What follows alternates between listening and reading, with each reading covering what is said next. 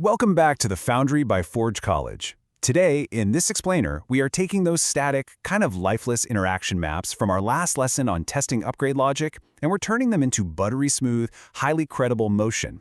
Since we're in the middle of our track on building dApps on Solana, we're diving headfirst into advanced interaction design. Because let's be real, absolutely nobody likes a dApp that feels like riding a shopping cart down a flight of stairs, right?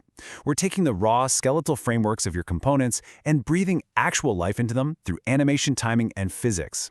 The goal? To make things feel exactly as good as they function. We're going to use clean, technical blueprints to engineer real user trust.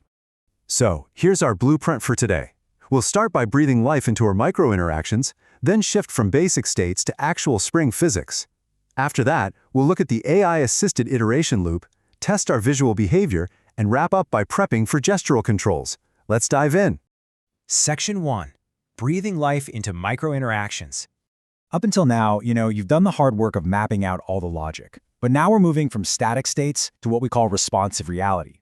I want you to think of animation not as just window dressing or making things look pretty, but as the literal suspension system of your dApp. We have our old static maps, those rigid, jarring jumps from idle to pending to success. But when we introduce responsive reality by layering in timing, easing, and physics, we smooth out the bumpy roads of network latency. It's basically the shock absorbers for your user's entire experience. And this brings us to a massive, absolutely crucial rule in Web3 design. If a user clicks a swap or stake button and nothing happens for 100 milliseconds, they are already panicking. They're thinking their funds are gone, they're going to click it again and again, kind of like an impatient person panic mashing a crosswalk button. So an instant visual cue within those critical first 50 milliseconds is strictly mandatory. It's your way of saying, hey, we got your click, just relax. Moving right along to Section 2, from states to spring physics. We are officially leaving robotic, linear motion in the dust. Spring physics uses actual physical properties, things like stiffness, damping, and mass to create motion that feels incredibly natural and credible. So instead of a lifeless, boring fade-in, spring physics give your UI actual weight and momentum.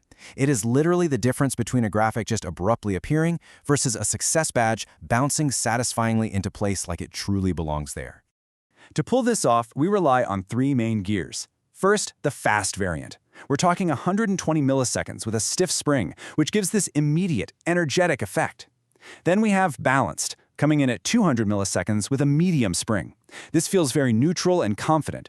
And finally, slow, at 350 milliseconds with a softer spring, creating a deliberate motion that actually communicates network weight. See how we map the cold hard math directly to human perception?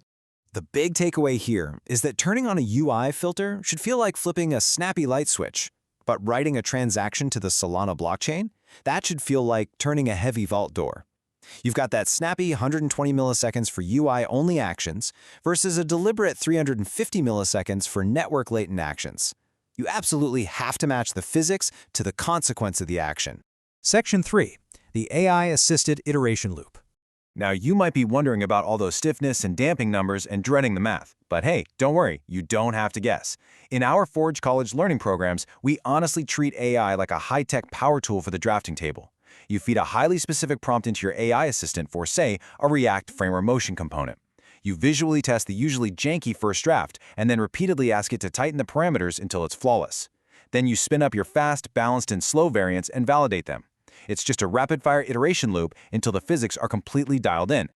But remember, don't just tell the AI, make it prettier. The AI has literally no idea what that means. Instead, tell it to reduce first frame delay to 30 milliseconds and use a stiffer spring for the checkmark. If you give it engineering constraints, it will give you engineering solutions. Narrow, highly measurable requests are your best friend. Which brings us to Section 4. Testing the visual behavior. Okay, so once you have your AI-generated snippets, you can't just deploy them blindly. You have to test them against measurable engineering checkpoints. This interaction timeline, this is your holy grail. At 0 milliseconds, the user clicks.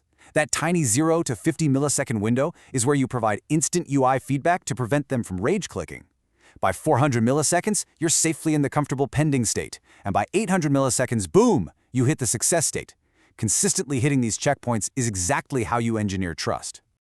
You've got to pop open Chrome DevTools and verify you aren't dropping frames or triggering massive layout shifts that make your dApp look like a broken flipbook. You are checking total duration, aiming for a buttery-smooth 60 frames per second, watching your paint and composite layers, and absolutely making sure you respect users who have prefers reduced motion enabled on their devices.